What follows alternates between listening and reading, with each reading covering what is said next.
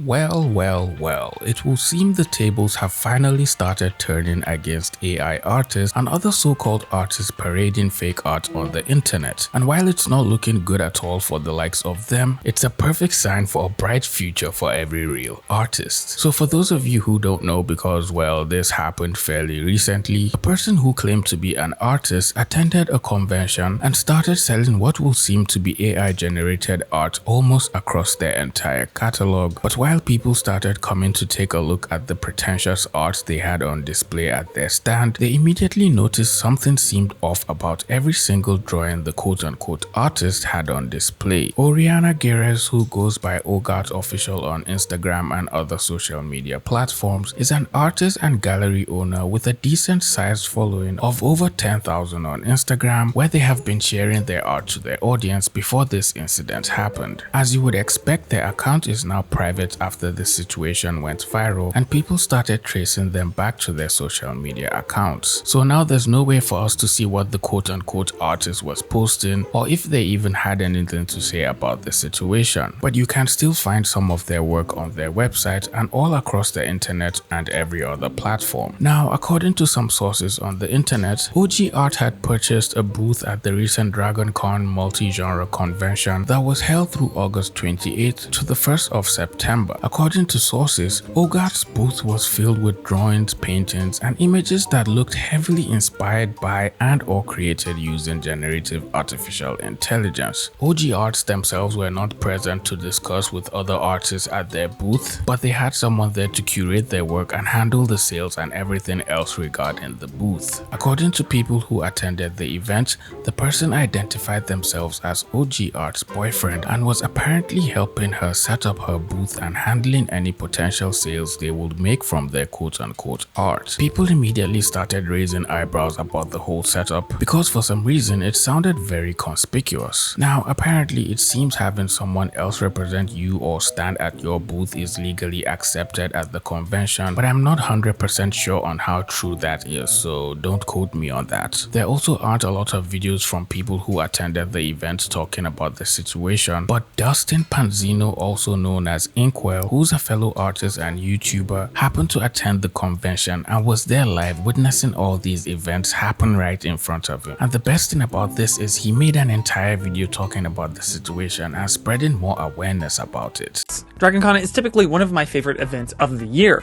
However, they definitely had an AI issue this year as there was multiple vendors trying to get away with selling AI material and passing it off as genuine artwork. Regardless of how you feel about generative AI, it is simply against the terms and service of a lot of these art events. This is the part that genuinely pisses me off. I mean, isn't it obvious that people going to these events are going there because they're either artists or art enthusiasts and are going there to see genuine art and or share art themselves? It just sounds stupid trying to attend a convention and then fill your whole booth with AI generated art. What even is the point of any of that? And for good reason. Collectors and general attendees go to these events thinking that the halls are vetted and that the work is done by professional artists. And this often will give an increased value of the thing you are purchasing. This will become even more important when we talk about James, who didn't end up getting removed from the hall, but we're going to focus on this bozo for the moment. Now for context, DragonCon has 3 different halls where you can buy different types of merchandise. The art show, which caters more to traditional and original art, which is where my booth was at. Then there is the normal exhibitor vendor hall, which is like official merchandise and stuff like that, more of the non-artist area. I've always wondered, can you get in trouble for selling merchandise or fan art of popular characters you don't own rights to? Or does it all just fall under fan art and is legal? Please let me know in the comments because I've always wondered about this. And then there is the Pop Artist Alley, which is more of a traditional artist alley setup, which caters to like comic books and pop art, where this situation takes place. DragonCon is a very large event that takes place over 4 days on Labor Day weekend every year, from Friday to Monday. I'm going to break down the timeline of events because I think it's important for the context here, but there's a lot of conflicting information going around, and although I was at the event, I was not in the room that this took place the entire time. From the staff and artists that I talked to, including my own personal experience at the event, I'm not sure when attendees and artists started noticing that something wasn't quite on the up and up with this booth, booth. But from what I was told by staff, they were notified on Saturday evening towards the end of the day, right before the hall was about to close. Wow, it really took that long. So that means the person could have possibly made some sales already and even got away with it before people started to realize what was going on. Or maybe people had already started to notice but weren't exactly sure their art was AI, which is why they most likely held off reporting them just so they could get more evidence and make sure that all the accusations were backed up. And confronted those in question. Now, if you look at the floor plan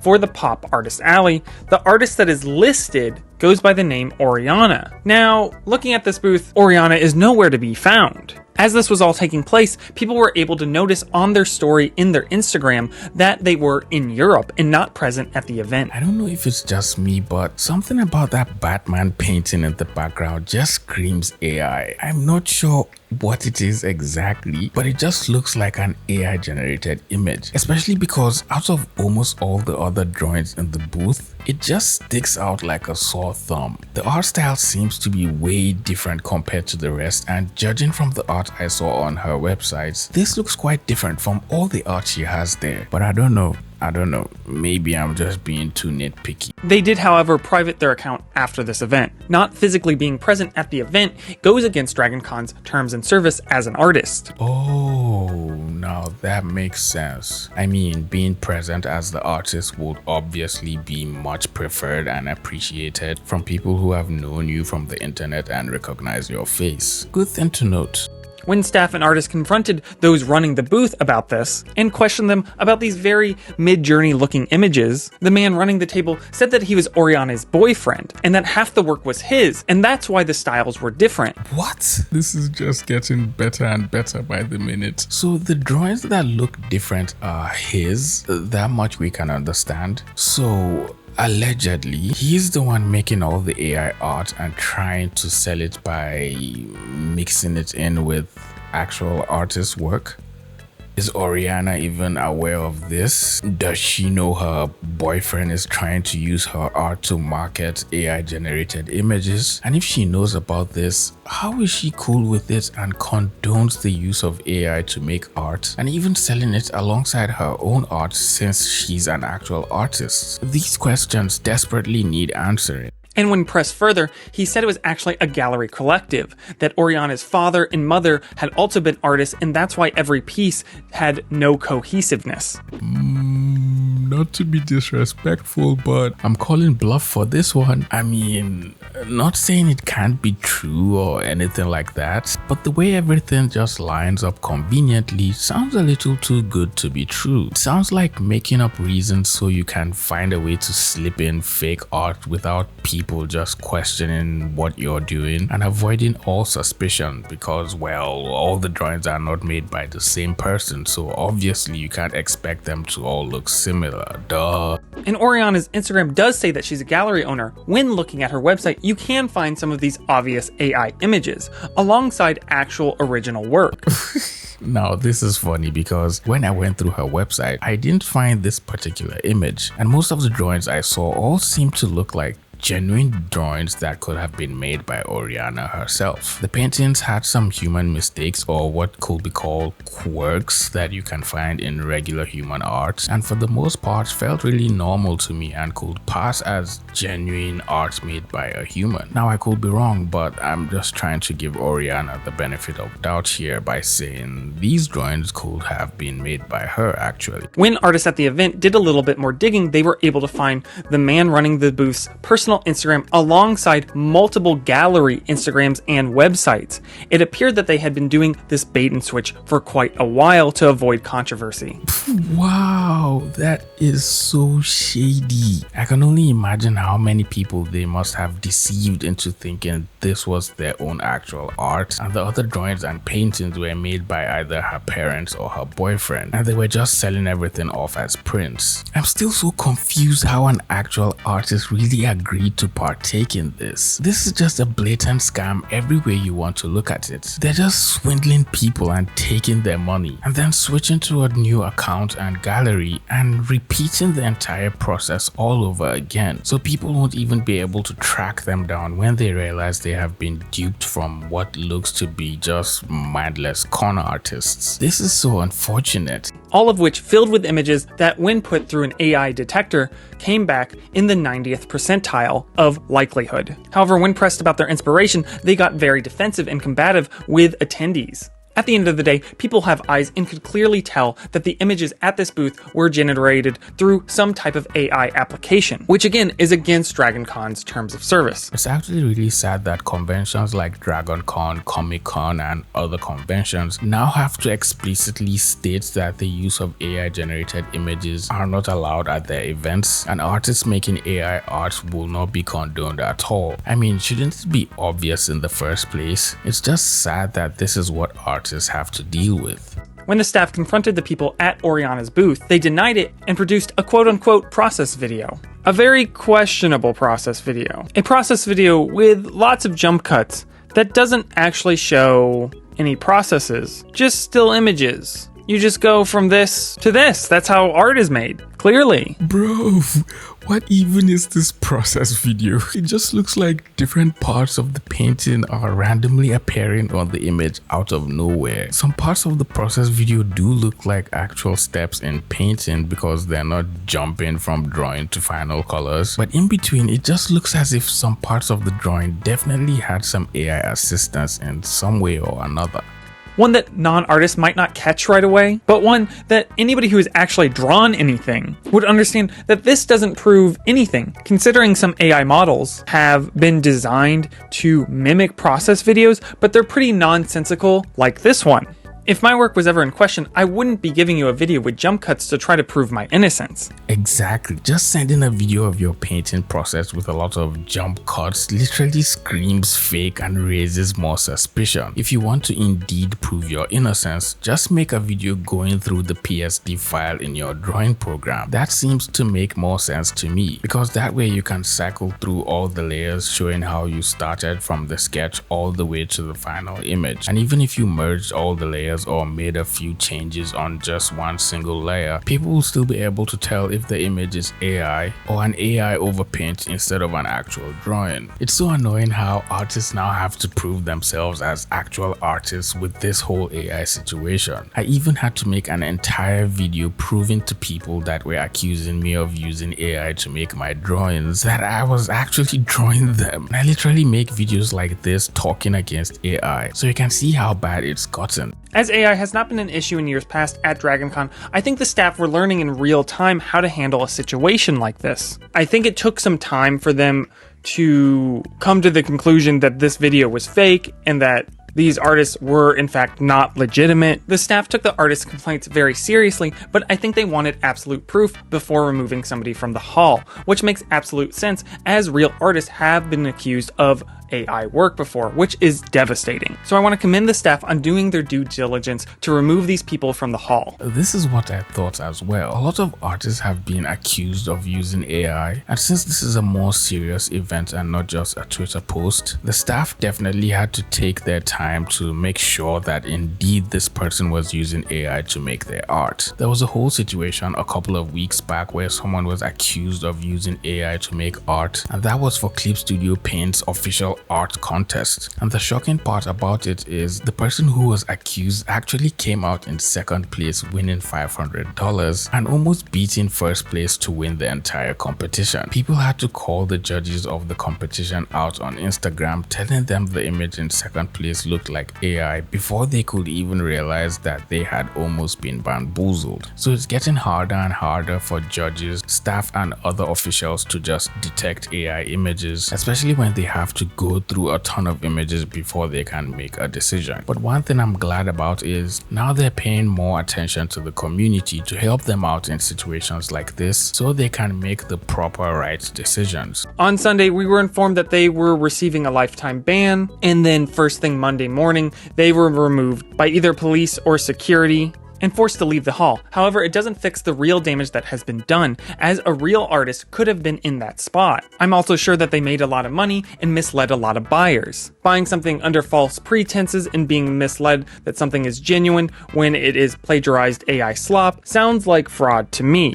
Allegedly. To be honest, this is the part that pisses me off the most, but it also is probably necessary so they wouldn't have made wrongful accusations. The fake artists had probably made money just deceiving as many people as they could have before they were eventually kicked out. That's assuming they made any sales, which is most likely since it's a huge convention filled with a ton of people. Sad that this had to happen, but at least we can be glad that they eventually got caught. In my opinion. So if you were one of these people who were tricked and scammed by these people, I encourage you to call your bank and figure out your options. Especially considering when people confronted Oriana in the DMs, she was bragging about how much money she had scammed out of people from DragonCon. What a lovely family business. What? Oh well, there goes my benefit of doubt, I guess. I mean, the fact that she can say this to people calling her out means she was in on the scam in the first place and is clearly fully aware of the entire situation and was probably assisting her boyfriend in some way or another. This also raises some more questions about Oriana and the other drawings on her website, because now that it's clearly obvious that she's in cahoots with the AI artist, how can we be sure she actually made any of those drawings herself? I guess we can only assume and make speculations based off of our assumptions at this point. Staff also informed us that the reason Oriana was able to jury into the show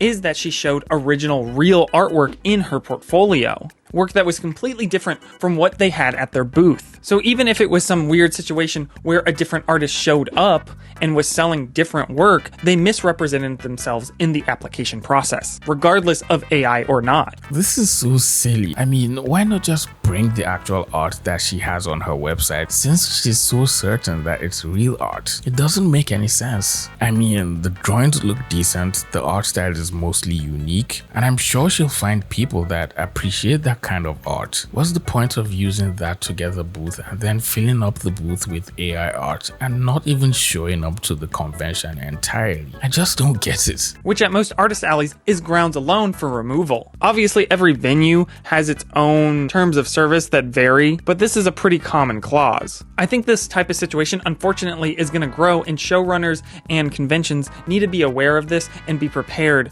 on how to handle it when it arises. We can already see certain people trying to take advantage of the system quite aggressively. Obviously, checking portfolios for a juried show is pretty standard, but doing a walk around at the beginning of the show to make sure everybody is on the up and up is going to be more important than ever. This whole situation pissed off a lot of people who attended the event, and they started leaving notes on the desk of the artists after they were removed from the convention, making fun of them for using AI and calling them out on it. Art conventions are a marketplace where genuine artists can earn income, mingle with fans, and build relationships. But when AI generated art is brought in and gets passed off as original art, it directly undercuts the artists whose years of skill and effort justify their booth and prices. Many fans and art enthusiasts are literally not just paying for art, but for the connection with the artist, knowing there was intention, struggle, and technique behind every single stroke in the drawing. And owning one of their drawings is like having a piece of the artist wherever you go. Selling these fake AI generated images obviously defeats the purpose entirely and ruins the experience for both the artists and the fans. I'm glad these conventions are coming together to ban people using AI art and then peddling it off as real art, and are taking preventive measures in curbing the use of AI in their spaces. It's also nice to see that people attending are finally waking up and being much more expressive, showing their disdain for fake art and the use of AI generated images. I think if each and every convention is proactive and strict with their rules against AI art,